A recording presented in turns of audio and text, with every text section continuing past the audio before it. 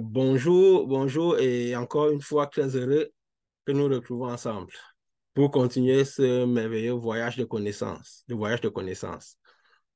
Et la fois passée, nous avons, parce que comme nous l'avions toujours dit, le Saint-Esprit vient, comme il est écrit, pour nous donner les vérités des choses présentes et des choses futures, afin que, comme Jésus avait dit, que quand ces choses arrivent, que nous ne soyons pas confus. Que si le monde est confus, que nous, en tant qu'enfants de Dieu, en tant que ceux qui ont mangé l'arbre de vie et qui décident de rester dans cet arbre de vie, que nous ne soyons pas confus. Alors, nous avons parlé la fois passée de l'actualité de ce qui se passe actuellement pour essayer de voir ça par, à travers la lumière de Dieu. Donc, de voir ça, de voir tout ce qui se passe comme le ciel le voit, si on peut dire cela. Parce que c'est exactement cela. Vous savez, quand des choses arrivent, si nous analysons selon les regards physiques, selon notre émotivité, nous risquons de rater l'analyse. Alors, en tant qu'enfant de Dieu, nous devons tout regarder selon la lumière, selon ce que Dieu met dans notre esprit. Donc, regardez la portée spirituelle des choses. Nous avons vu la fois passée ce sommet Russie-Afrique qui s'est tenu. Il y a eu beaucoup de choses qui se sont faites, qui se sont dites, ce qui représentait un grand espoir pour les peuples africains, les peuples, je vais dire oui comme ça, sous-développés, qui selon eux ont subi beaucoup l'action de l'Occident. Alors la Russie et l'émergence des BRICS représentaient euh, un espoir de développement. Et cela a été clairement dit. Nous avons vu la portée physique, la portée spirituelle de tout ce qui se passait en disant nous ne devons jamais oublier le calendrier du dragon, qu'il est derrière tout cela, afin de ne pas être confus et surtout ne pas rater l'analyse. Et encore, après une semaine après, nous n'allons pas retourner sur tout ce que nous avons dit et sur la vision de ce que Dieu nous a montré, mais beaucoup de choses se sont passées parce que voilà, il y a eu ce sommet, ils sont allés dans ce sommet, ils sont retournés, des choses sont passées par rapport à cela. Alors nous en parlerons un peu toujours en levant la portée spirituelle des choses. La portée spirituelle des choses, selon l'inspiration que Dieu nous donne. Selon l'inspiration que Dieu nous donne.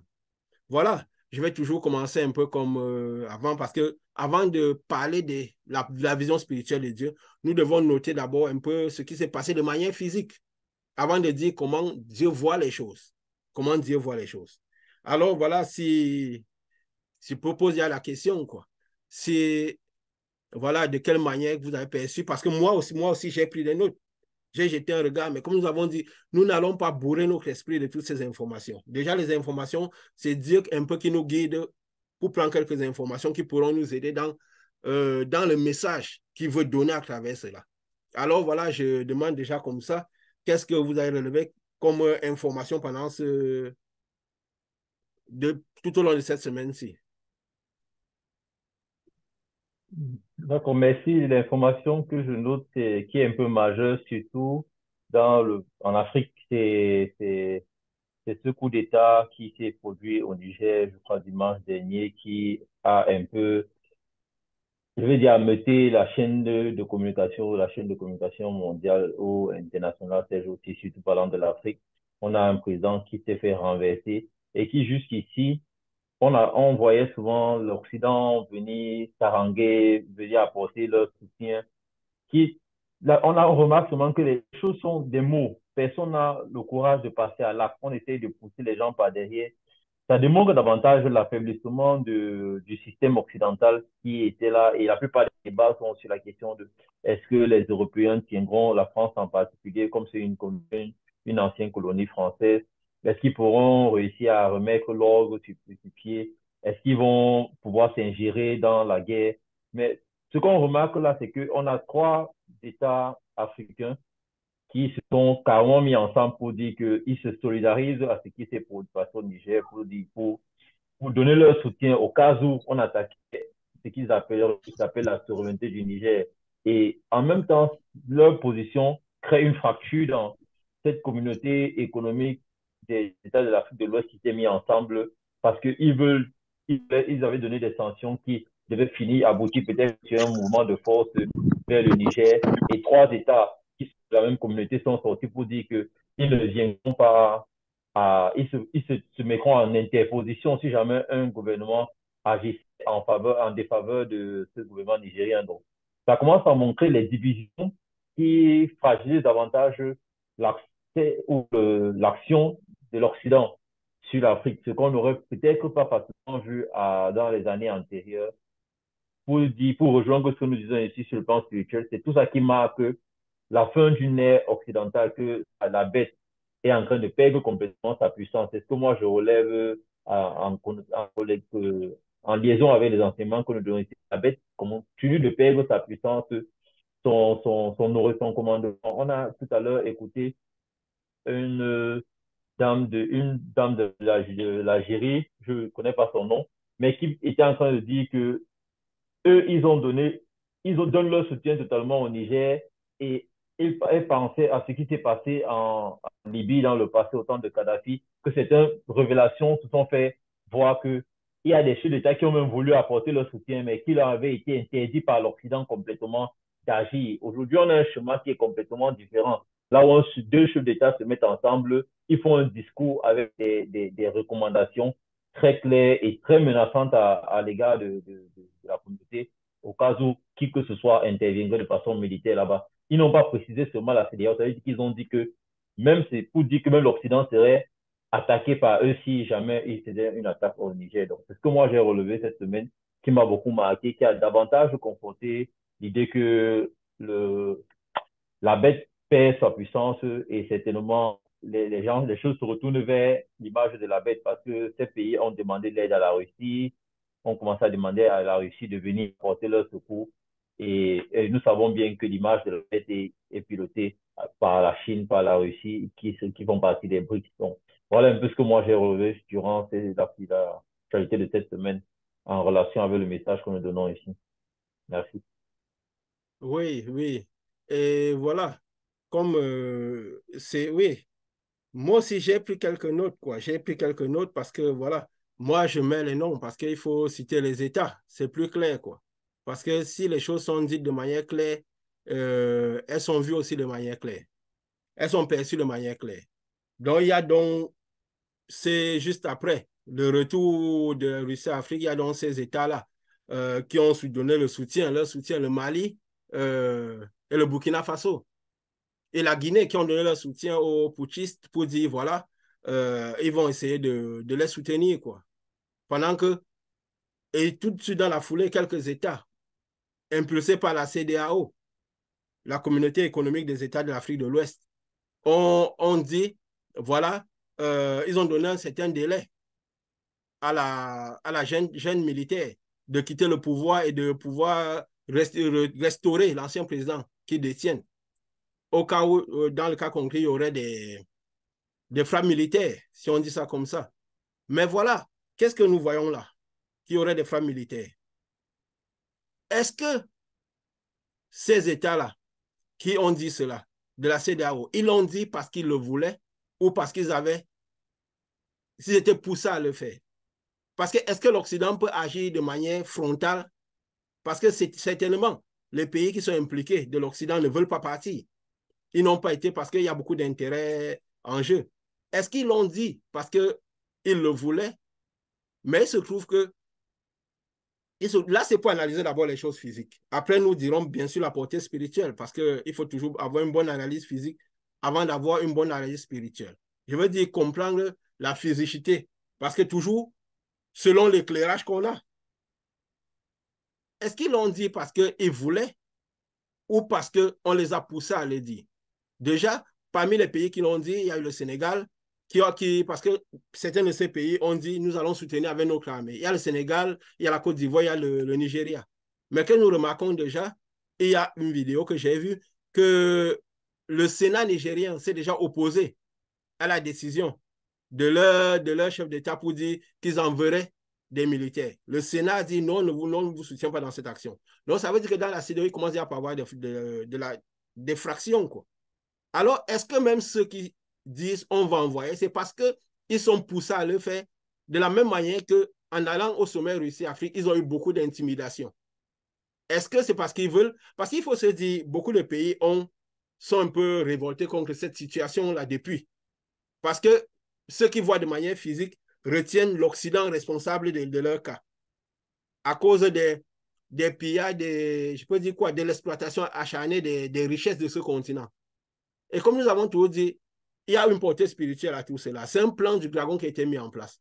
Donc, il fallait qu'il crée cette extrême pauvreté pour que quand il va relever un peu les peuples, alors tous pourront voir ça d'une certaine manière. Tout ça, c'est tout quoi? Mettre tout le monde entier ensemble. Donc, pour que l'ordre ancien passe à l'ordre nouveau, au nouvel ordre. Et nous voyons justement, ils commencent à parler des fractions. La date limite qu'ils avaient donnée, c'était aujourd'hui, le 6 août. La date limite qu'ils avaient donnée pour faire des frappes, pour faire une intervention militaire. Et comme tu l'as noté, il y a cette dame-là, cette responsable algérienne, je ne sais pas quel est son rôle, son nom ou la Baoui, quel est son rôle, qui a signalé l'importance, la position un peu de l'Algérie, que l'Algérie ne permettra jamais qu'il y ait une guerre au Niger. Parce que déjà l'Algérie est limitrophe du Niger, ainsi que le Mali, le Burkina Faso.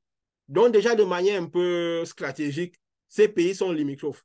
Donc ce qui formerait peut-être un bloc, si on peut dire ça comme ça, quoi, au cas où. Et elle a signalé clairement les relations entre l'Algérie et l'Afrique du Sud. Parce qu'elle dit l'Algérie et l'Afrique du Sud, parce qu'il faut qu'on voit la direction de tout cela. Parce que parfois, il y a souvent des chemins invisibles qui sont souvent tracés. Des chemins invisibles. Comme ça, le diable fait, comme nous avons souvent dit, Dieu avait dit, l'œuvre de Dieu, c'est le croire. C'est quand, comme Jésus disait à Nicodème, que vous savez voir les signes du temps, mais vous ne savez pas voir les signes de l'esprit. Parfois, il y a des chemins qui sont tracés qu'il faut pouvoir les lire. Parce que la dame a noté quoi? Pour voir, parce que c'est même Dieu qui nous envoie sur. On ne regarde pas 4, 5, 6 vidéos, mais on va sur des vidéos certainement qui nous donneront des informations qui seront importantes par rapport à ce que Dieu veut nous dire. Donc, même sur ces vidéos, ce n'est pas comme si on tombe dessus un peu au hasard.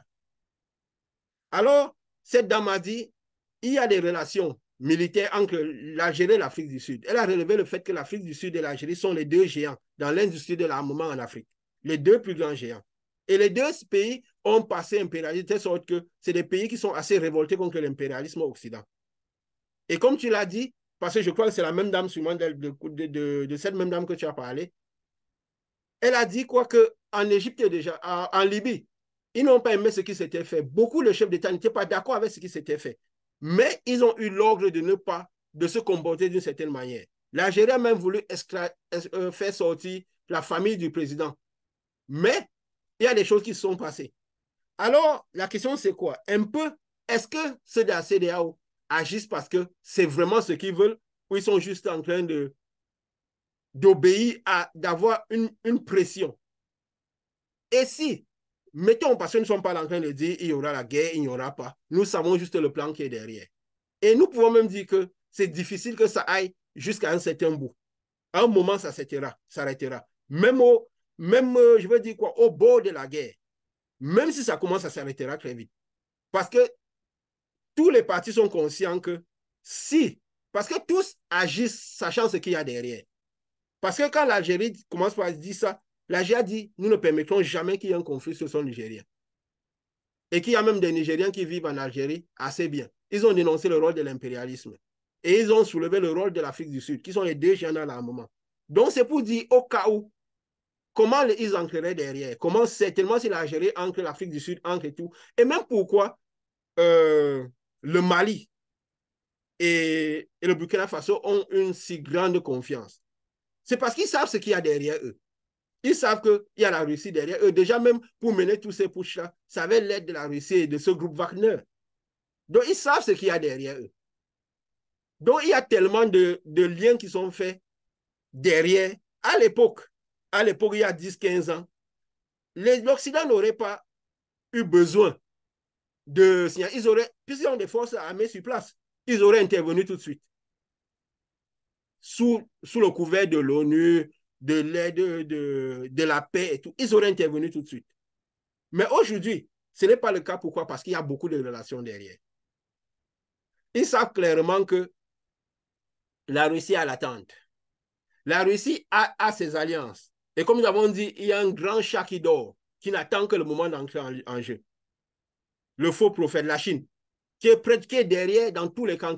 C'est le géant des BRICS. Donc, si le chemin mène à l'Afrique du Sud, déjà la Russie est derrière, qui est un membre du BRICS qui est derrière. Déjà, je crois que c'est l'Algérien, je ne sais pas qui avait dit au prochain sommet des BRICS, ils avaient sollicité qu'il y ait plus de représentants. Donc, le sommet qui va se passer le mois prochain, c'était en septembre, ils ont ramené le calendrier. Et comme nous le disons, le monde ne sera pas de tout repos jusqu'à ce que l'enlèvement se passe. Tout va aller très vite, les calendriers vont s'accélérer. Il n'y aura pas de repos. Et nous l'avons vu. Nous le voyons déjà depuis environ 2 mois. Depuis qu'il y a eu déjà cette première réunion des Global Sec de Macron en mai, en juin, le monde, il n'y a pas de repos. Donc, ça ira comme ça jusqu'à ce que l'enlèvement se produise. Et qu'est-ce que nous voyons donc? Des relations sont là, les alliances sont là, déjà prêtes à intervenir, au cas où. Parce qu'ils ne viennent pas devant comme ça. Et même ceux de la CEDEAO, l'Occident, ils sont conscients de cela. Parce qu'au fond, l'Occident ne pouvait plus agir frontalement, elle ne pouvait agir que sous le couvert d'une organisation africaine. Est-ce que même ceux de la CEDEAO, je veux dire par derrière, ils sont conscients de tout ce qui se passe? Ils sont conscients de tout ce que l'Occident a fait sur le territoire africain ou ailleurs. Donc, est-ce que quand ils se proposent même n'importe comme cela, ils sont peut-être en train de dire ce qu'on leur fait dire? Est-ce qu'ils ne retourneront pas la veste au cas où ils se rendent compte que l'Occident perd de la face? Déjà, avec ce qu'ils ont dit, si effectivement ils ne font pas une attaque armée, ça sera discrédité. Carrément, la CEDEAO et l'Occident seront discrédités. Parce qu'ils vont perdre la face, quoi. Et s'ils interviennent, il y a même certaines personnes qui ont dit qu'ils ne croient pas vraiment que une confrontation militaire pourra avoir lieu. Parce que tous savent ce qu'il y a derrière. Si déjà sur le sol africain, ce groupe, la Russie est présente militairement avec ce groupe Wagner sur plusieurs pays, parce que ce n'est pas seulement au Mali et au Burkina Faso qu'ils étaient présents, ils sont présents sur plusieurs pays. Donc ça veut dire que ce sera facile que des alliances se créent. Mais le but, c'est lequel?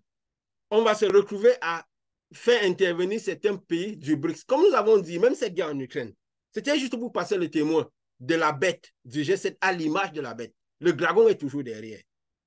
Et maintenant, c'est en train de se déporter en Afrique. Parce que l'un des continents sur lesquels c'était porté, c'était justement pour aboutir. Parce que le but, comme on avait noté dernièrement, c'était pour que les pays, tous ces pays du monde adhèrent à cela. Et comme nous avions dit, il y aura un relèvement de l'économie mondiale, un relèvement de ces pays-là. Ce qui fait que les gens voient ça comme une lueur d'espoir. Mais c'est ça toujours le plan du dragon pour brouiller les pistes. Alors, s'ils sont tellement sûrs, nous voyons bien les alliances qui risquent de se créer. Et si maintenant la CEDEAO n'agit pas, ça veut dire que de la même manière que les militaires français ont été chassés du Burkina Faso, du Mali, il y a de fortes chances qu'ils soient aussi chassés du Niger. Alors, du coup, qu'est-ce qui se passe? Beaucoup de pays vont prendre le BRICS. La réunion du BRICS qui va se faire au mois prochain, je crois qu'il y aura beaucoup de choses qui vont se dire. Ils auront matière à parler. Ils auront matière à parler avec tout ce qui se passe. Beaucoup de pays iront avec une plus grande assurance. Nous ne savons pas si ils vont inviter plusieurs pays comme certains ont dit, mais une chose est sûre, les décisions seront plus fermes dans le cas de se préparer, que ce soit militairement, que ce soit dans le but d'avoir vraiment une grande influence. Une grande influence. Et du coup, comme nous avons toujours dit, il y a le plan du dragon derrière. Le dragon veut légitimer l'image. À un moment, comme nous avons dit, elle ne peut pas légitimer l'image sans que la Chine ait un rôle important. Parce qu'on ne peut pas parler d'économie, de développement du monde sans que la Chine agisse. On ne peut pas parler même d'industrie sans que la Chine soit mise dedans. Même la Russie compte sur la Chine. Militairement, à part même la Chine qui est derrière la Russie, qui est là, parce que même la guerre en Ukraine. Pourquoi, malgré cela, l'Occident n'est jamais venu intervenir de manière directe, même s'ils arment? C'est parce qu'ils savent qu'en intervenant de manière directe, elles légitiment, que ce soit l'Occident, que ce soit les États-Unis, elles légitimeront l'entrée de la Chine et l'entrée de la Corée. Parce que le président coréen, il teste ses armes depuis. On dirait que ça les démange de faire quelque chose. Hein?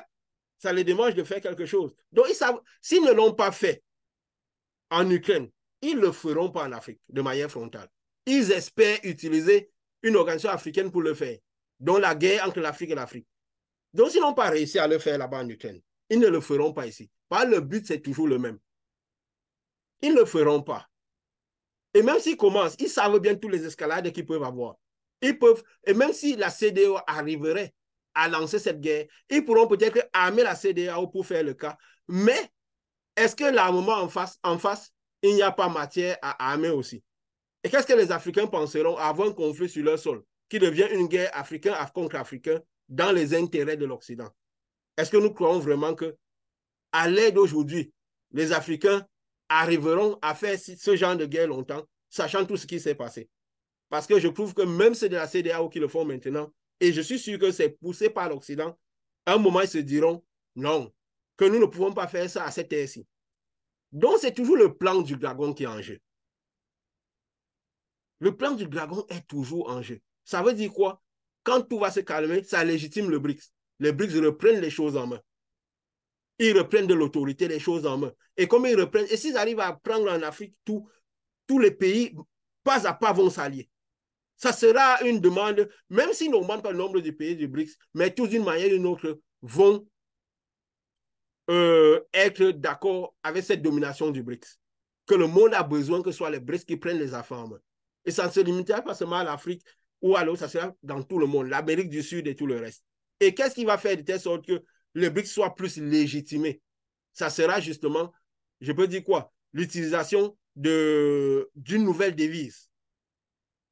D'une nouvelle devise. Donc, il va faire. Parce que ce qui lie le monde, c'est quoi? C'est l'économie.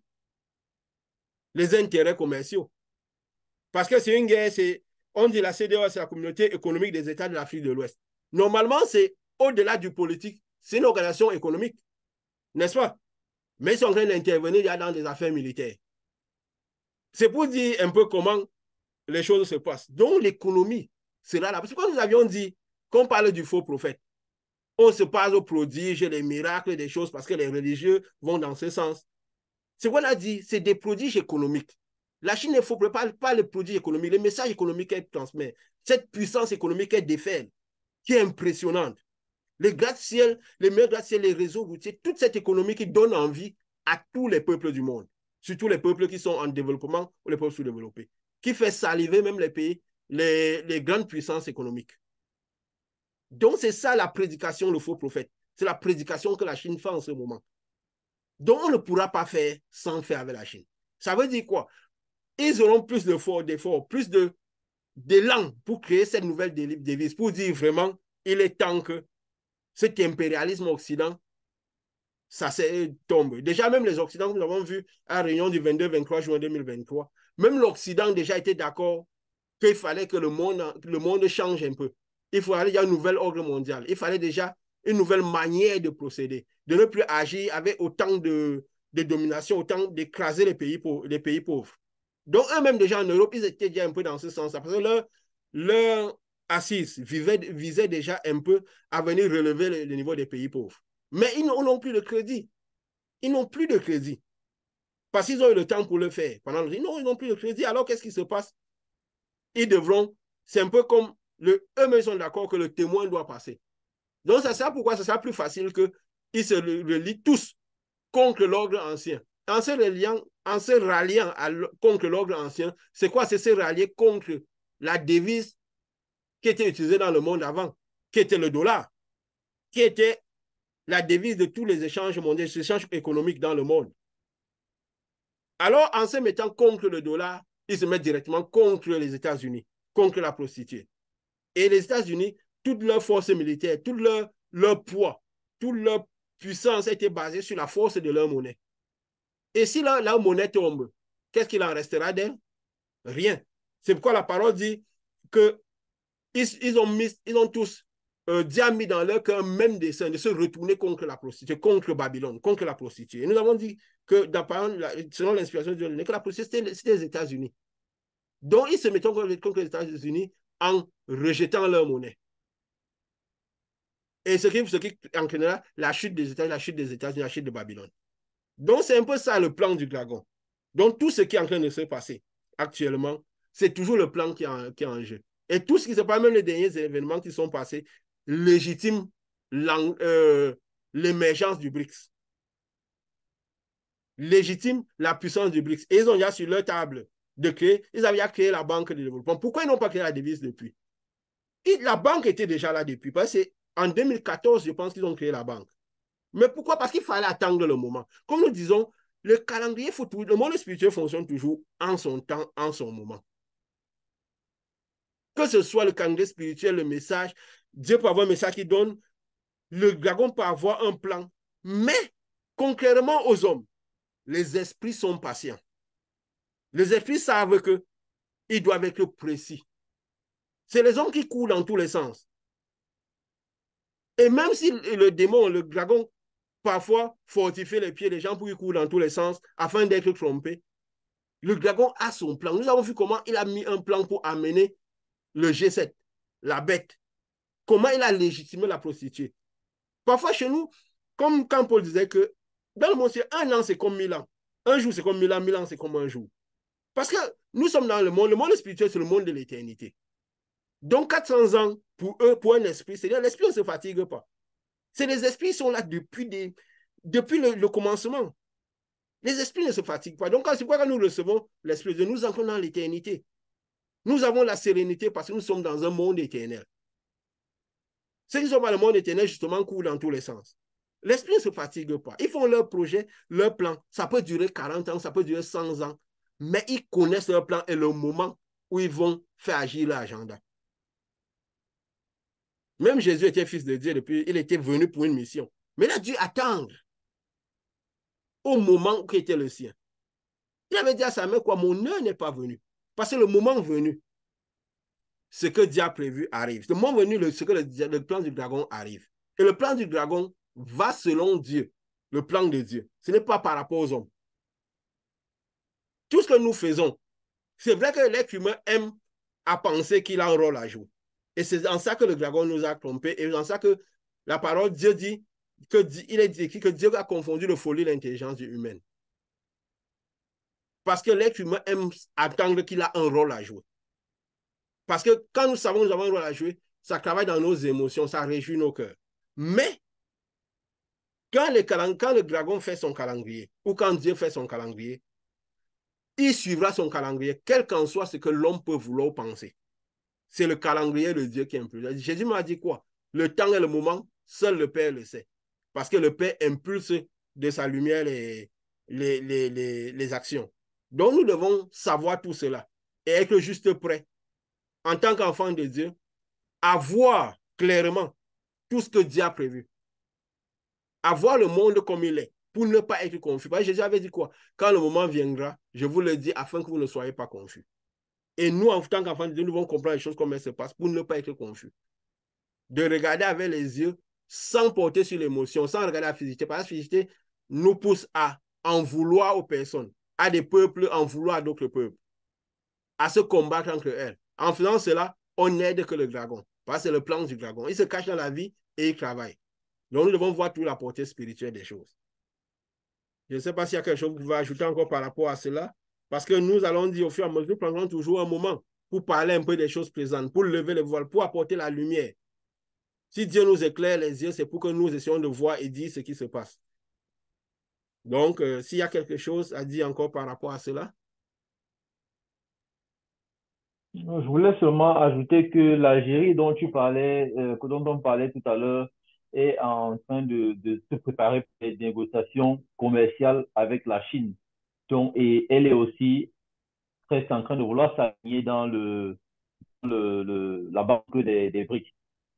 Donc, ce sont des choses qui davantage renchérissent le fait que la polarisation du monde est en train de complètement se diriger de l'autre côté et que, comme tout à l'heure, tu évoquais les États qui sont certainement sous pression en arrière pour pouvoir prendre des décisions, ça se montre clairement qu'ils se mettent dans une salle pour prendre des décisions, mais au final, personne ne veut le petit doigt réellement pour passer à l'action parce que, au fond, c'est pas leur envie de pouvoir créer une déstabilisation dans la sous-région. Et il est de noter que l'Occident a beaucoup d'intérêt au Niger pour le moment.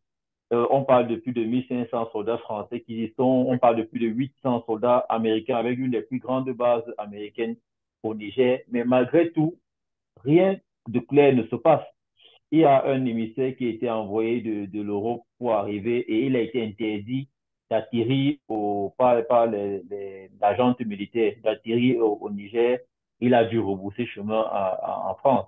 Donc, c'est dit que le niveau d'autorité, l'arme change de camp, comme on dit souvent. L'arme a changé d'épaule et aujourd'hui, l'Occident ne se permet plus son arrogance dont on a parlé ici, son arrogance qu'elle avait avant. Et ces forces sont aujourd'hui tues. Elles ne sont plus comme avant, là où elles doivent lever le petit doigt. Comme on disait que la bête parle avec arrogance, tout ce qu'elle dit se passe exactement comme elle dit. Aujourd'hui, on voit que les choses sont en train de changer. Il y a des forces d'interposition qui se présentent, même si elles sont silencieuses. On sait qu'elles sont là et que s'il faut réagir, elles soutiendront ceux qui se lèvent pour parler de façon évidente. C'est parce qu'ils savent qu'ils ont du soutien en arrière. Sinon, on a eu des Thomas Sankara dans le passé qui, dans le même Burkina, a levé son doigt et a parlé quand l'heure n'était pas encore arrivée. On sait ce qui s'en est suivi. On a eu le président de la Libye, de ce moment Kadhafi, qui avait aussi levé son doigt pour dire qu'il voulait défendre l'Afrique. Et c'était pas l'heure et on sait ce qui s'en est suivi.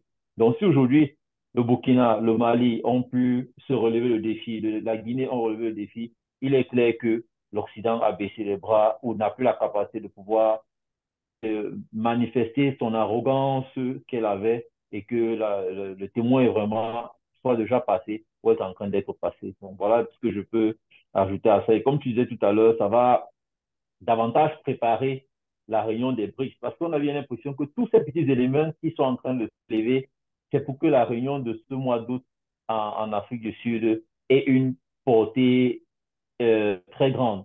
Parce que si tous les présidents se rendent compte qu'ils ont un soutien, ils ont la capacité de voir des présidents qui ont le courage de résister, ça veut dire qu'ils pourront facilement accepter de s'allier de façon ouverte. Parce que s'ils disent de façon ouverte, on s'oppose, c'est qu'ils peuvent de façon tout azimut se mettre ensemble pour soutenir, pour entrer dans le programme de développement de la banque. Et on sait que cette banque a suffisamment de moyens parce que là, on parle aujourd'hui de près de 42% de PIB détenus par les pays BRICS. On parle aujourd'hui de presque un tiers de la population mondiale détenue par les pays du BRICS. Les BRICS ont la Chine et l'Inde qui sont les pays loin au-dessus de tous les autres pays du monde les plus peuplés du monde. On parle du Brésil, qui sont les pays les plus peuplés. On parle de l'Afrique du Sud, qui a une grande population. L'Algérie, c'est loin que Joingobi, qui est le plus grand, vaste pays d'Afrique. C'est clair que le mois d'août nous dira énormément de choses. Ça rentrera dans les calendriers que Dieu nous a annoncés ici. Et on ne peut que s'exalter de se sentir aux premières loges de pouvoir dire au monde, réveillez-vous. L'idée, c'est pas de vous donner la géopolitique internationale, c'est pas de faire la communication, on n'est pas des journalistes, mais c'est pour dire, on tend vraiment à la fin de toute chose. Il faut que chacun se lève pour pouvoir sauver son âme, pour pouvoir prendre des actions, donner le sérieux qu'il faut à obtenir le Saint-Esprit, à pouvoir ne pas se faire distraire parce que la bête est en train d'organiser la bête, le passage de la bête. Mais l'idée que nous avons de parler de ça, c'est pour dire aux gens, ce sont des éléments de notre temps. J'ai souvent mis sur ma page, nous sommes en train de vivre l'apocalypse en temps réel et nous, la plupart des gens sont dans les commentaires des différents événements géopolitiques que nous sommes en train de, dont nous sommes en train de décrire ici. Parce que les gens ne se rendent pas compte qu'il y a un plan de dragon derrière, que si nous répétons ceci, c'est pour dire aux gens, il y a un plan du dragon, c'est sauver votre âme qui compte. C'est pas pour vous faire un étalage de la politique parce que nous ne sommes pas des journalistes. On ne vient pas avec des données spécifiques, mais c'est juste pour dire, voilà ce qui se passe dans le monde aujourd'hui. Est-ce que vous allez continuer à rester, attendre que l'apocalypse se dessine et que vous ne soyez pas du bon côté, que vous ne soyez pas sauvé? Je crois que ce serait bon que le monde comprenne la raison pour laquelle aujourd'hui, hors du message spirituel, que nous commentons la réalité de notre époque parce que nous vivons l'apocalypse. Nous vivons l'apocalypse et nous frôlons la fin des temps. Donc, c'est un peu ce que je voulais aussi ajouter à tout ce que tu as déjà dit. Merci. Oui, et c'est très précieux. Et c'est vraiment très précieux tout ce que tu as dit. Parce que, comme la parole dit, il a été donné à la bête d'agir pendant 42 mois. Nous avons dit que c'était pendant 42 ans environ. Et nous voyons, tu l'as bien souligné, qu'il y a des gens qui sont levés pour mener ce genre d'action. Et ils ont été tout de suite descendus. Pourquoi? Parce que le temps n'était pas encore là. Parfois, il faut attendre le temps. Jésus avait dit à Jean-Baptiste, il est bon que nous fassions comme ça pour le moment. Le monde spirituel, c'est un monde précis, un monde clair et stable. Ça veut dire que quand il y a un calendrier, c'est le moment du calendrier qui arrivera et les choses se passeront comme le calendrier était prévu. Comme le calendrier était prévu. Donc, nous voyons toutes les alliances qui se mettent en place, nous voyons où ça va. Comme tu as dit clairement, c'est le moment de chercher le Saint-Esprit. Et là, nous dirons cela, c'est le moment, comme nous avons dit, de chercher le Saint-Esprit, comme si c'était la seule raison de vivre. Comme si c'était la seule raison de vivre plus que jamais. Parce qu'en ce moment, c'est la seule raison de vivre. Et nous pouvons encore rentrer dans le royaume des cieux. Nous pouvons encore rentrer dans les cieux parce que le ciel accueille encore. Alors, nous prions que le ciel accueille encore. Que, justement, ces messages que tu dis, nous ne sommes pas des journalistes. Nous ayons juste levé la portée spirituelle des choses. Que des gens puissent même déjà lire les chemins de l'esprit de manière physique, quoi, en voyant toutes ces alliances, afin de comprendre les choses comme elles se présentent. Voilà. Nous espérons que Dieu touchera les cœurs avec ce message et que les cœurs se désouvriront et que l'envie de manger l'arbre de vie touchera les cœurs. Parce que, comme nous l'avons dit, le ciel accueille encore. Et il faut que le ciel accueille encore. Pour un peu de temps, le ciel accueille encore. Il faut que le ciel accueille encore. Nous verrons justement d'ici là qu'est-ce qui se passera. Et chaque fois que nous aurons nos réunions, nous viendrons dire ce que Dieu nous, la portée spirituelle des choses. Et nous continuerons dans les choses que Dieu nous enseigne. Les choses que nous nous enseigne. Parce qu'au-delà du plan du dragon, nous devons aussi nous équiper pour attendre avec sérénité la venue de notre Seigneur. La réception des robes blanches. Parce que nous pouvons dire, comme tu l'as dit tout à l'heure, nous sommes des privilégiés. Parce que nous verrons l'époque de l'enlèvement. Jésus avait dit à ses disciples, heureux les yeux, vos yeux, parce que vous voyez que les prophètes ont désiré voir ce moment. Que de voir Jésus quand il apparaîtrait. Mais eux, ils pouvaient voir cela en live. Donc, voir Jésus, interagir avec Jésus dans le physique, c'est que les prophètes, pendant des milliers d'années, ont désiré. Donc, aujourd'hui, nous pouvons dire nous sommes privilégiés, de dire nous sommes la dernière génération qui verra l'enlèvement, qui peut-être ne connaîtra pas la mort, qui verra l'enlèvement, qui verront comment cette lumière viendra pour nous chercher. C'est un privilège très grand. Donc, restons focus sur Dieu, gardons le regard vers Jésus, vers cette lumière. Gardons le regard vers cette lumière et emmagasinons cette lumière parce que cela nous servira de l'autre côté. Parce que plus nous sommes lumineux, plus nous jouirons de cette lumière. Plus nous jouirons de cette lumière.